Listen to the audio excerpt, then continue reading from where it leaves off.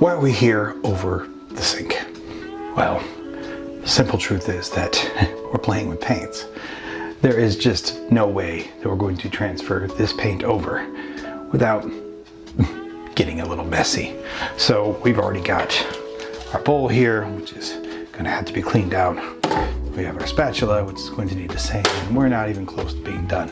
Of course, we also have our super meat injector sausage maker, but let's get down to the nitty-gritty of getting it into this bottle. So I'm going to take the cap off of here. Well, first of all, let me do this. I'm just going to try to get all the paint down to the existing paint that's in there, to the bottom of the tube.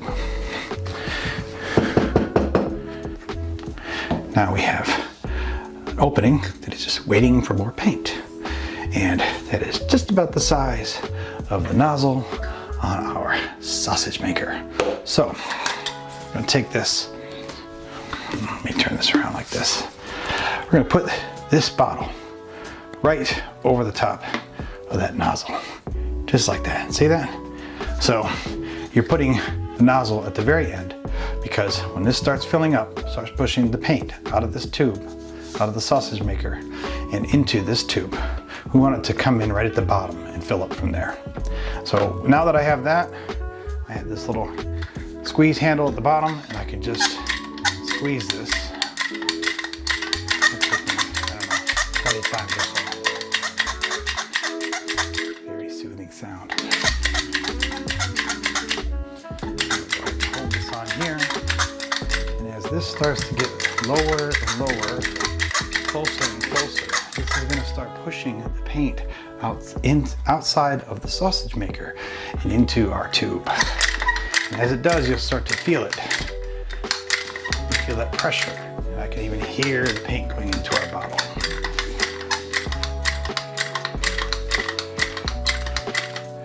And there we go. We're down at the very end. I can't squeeze this little handle anymore. So I'm going to lift this out of here. We got a tube with a lot more paint in it. So we're done, right? No. First of all, one of the problems with this process, and I've not been able to find any other way to do this that solves the problem entirely, is that when you get done doing this, you got most of what was in this tube into the squeeze bottle. But there's still a good chunk of paint that's kind of up in this here, in the collar, and in this little dome thingy here, and in the nozzle, and that's actually a couple ounces of paint. Now, if you're doing sausage, maybe you don't care. I mean, I don't know how much you value your sausage, but if you lose a little bit here and there, it may not be that big of a deal, but this stuff's expensive. And I want to get as much of this paint as I can. So we're going to have to do a little more work so we can try to get everything out of here that we can. And I'm going to loosen up this collar.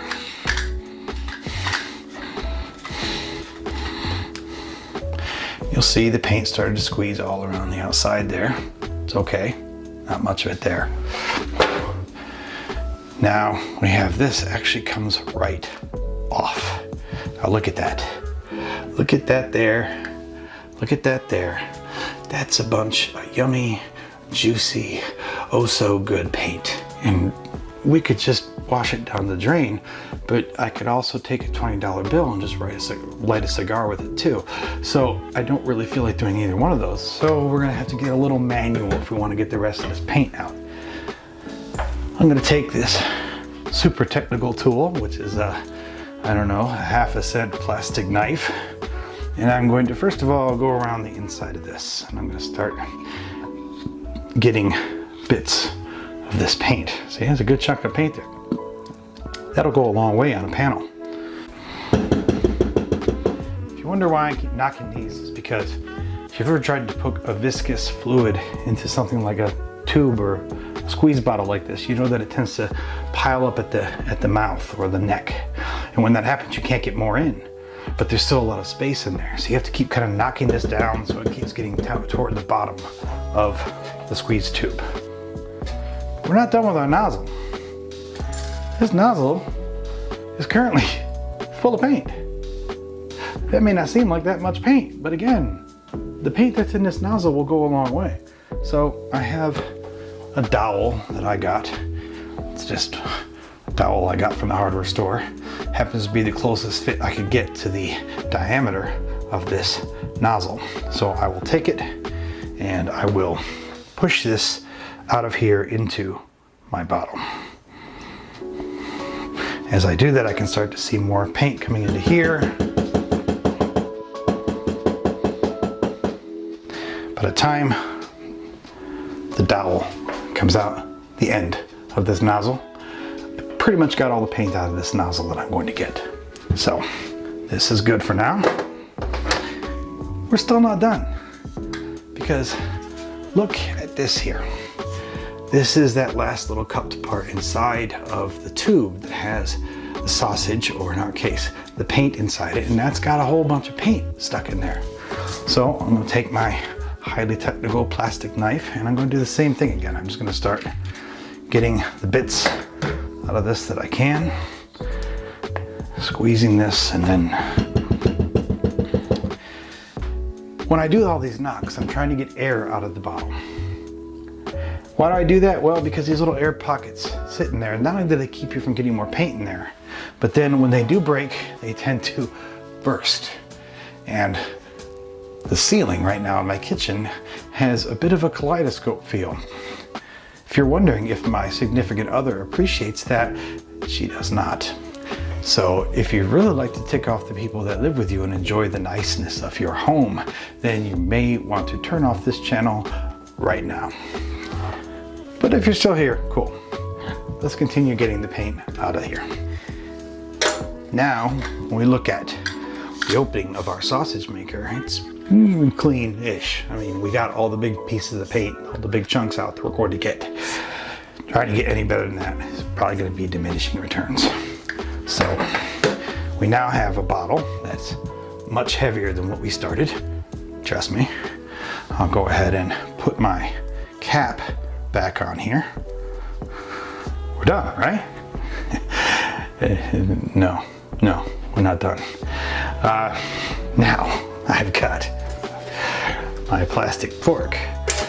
I've got my spatula. I've got my plastic container. I've got this sausage maker, and they're all full of this paint. Now, if you want to use these again, of course you're going to have to clean these off. And I don't have any better way to do this right now but in this sink. Now, if you had a big, those big deep sinks that sometimes come in washrooms, those would be ideal. I do not have that. If you had some of the nicer big stainless steel sinks like you see in restaurants where the dishwashers do all their washing, that would be great, but I don't have that. So I'm just using what I have, the only sinks that are really available to me, not counting the small ones in the bathroom. So I'm going to clean these out now. I'm not going to show you the whole process, but this is not inconsequential. You can't skimp on this part, because unless you're going to throw all this stuff out and buy new tools every time you fill a bottle, you're going to have to reuse this stuff. And when you reuse it, if there's old bits of other colors stuck in that material, then when you fill your bottle, you're going to have little tendrils of the wrong colors in these squeeze tubes. So a huge part of the process of filling bottles for me is not filling bottles, but cleaning the equipment and drying the equipment that I use so that I can then turn around and use it again to fill the next bottle. So doing that, hot water is definitely helpful. I recommend having hot water about as hot as you can manage, without burning yourself, because the heat definitely seems to help with getting the paint off the materials.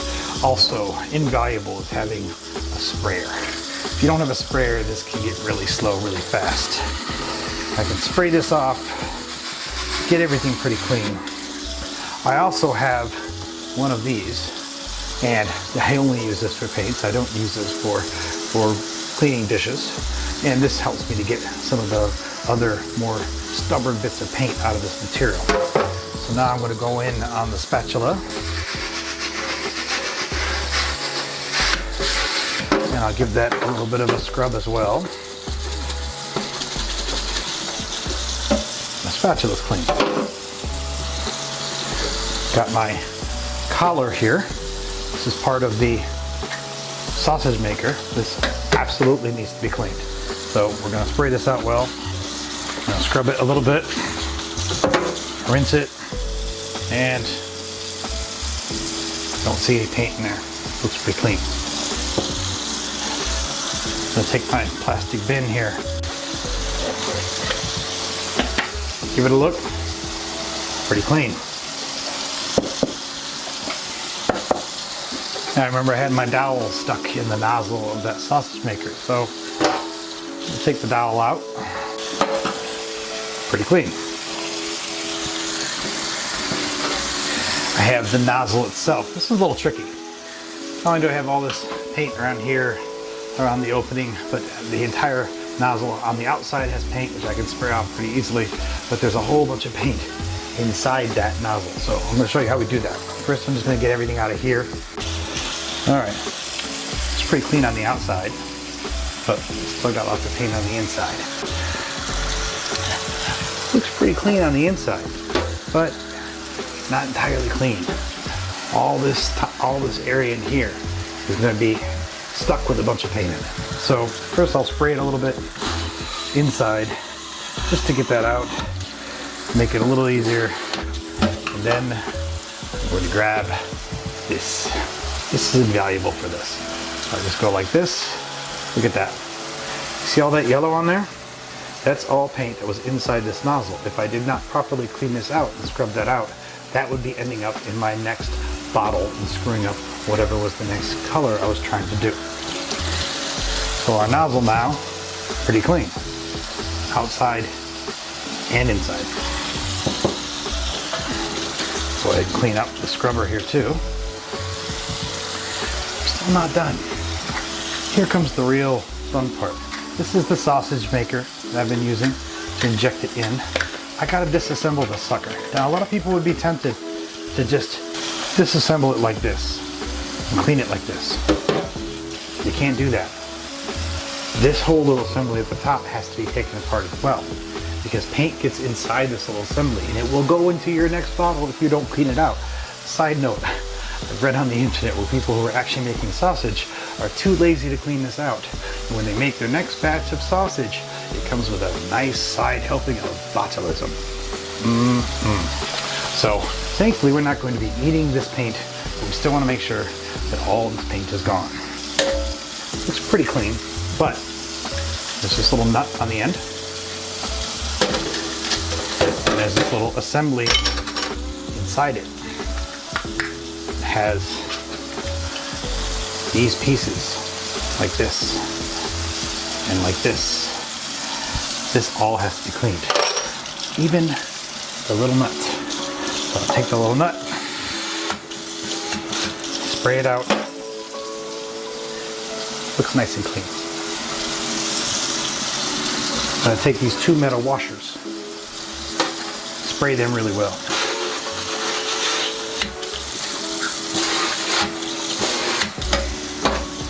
These are now nice and clean. Take the little plastic gasket that's around this.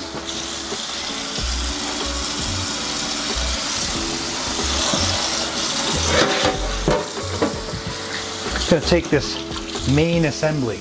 Now generally speaking, this doesn't really get paint on it anywhere because the paint doesn't touch anywhere in here. The only where it does get paint is on the threads up here. So they have to be cleaned off. And finally, we have a big old tube that held the paint. I don't know how well you can see there, but the paint definitely smears along the inside of the tube. It cannot be left there. So I'm going to start off by spraying this. Now, usually this is a very smooth surface inside, so usually you can take the sprayer and you can get pretty much all the paint out of the inside of this tube. But just to make sure, I have one more bottle scrubber and I'm going to put it through.